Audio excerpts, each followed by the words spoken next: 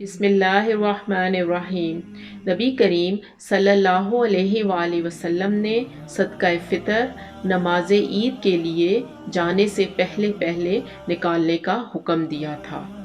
رسول اللہ صلی اللہ علیہ وآلہ وسلم نے صدقہ فطر کو فرض قرار دیا تاکہ روزے کے لیے لغو اور بیہودہ اقوال و افعال سے پاکیزگی ہو جائے اور مسکینوں کو طعام حاصل ہو۔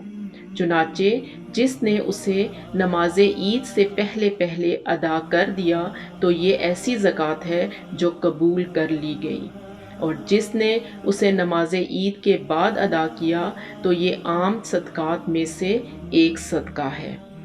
رسول اللہ صلی اللہ علیہ وآلہ وسلم نے رمضان میں صدقہ فطر فرض فرمایا، اس طرح کہ ہر مسلمان آزاد، غلام، مرد اور عورت کی طرف سے کھجور یا جو کا 1 صاع دیا جائے۔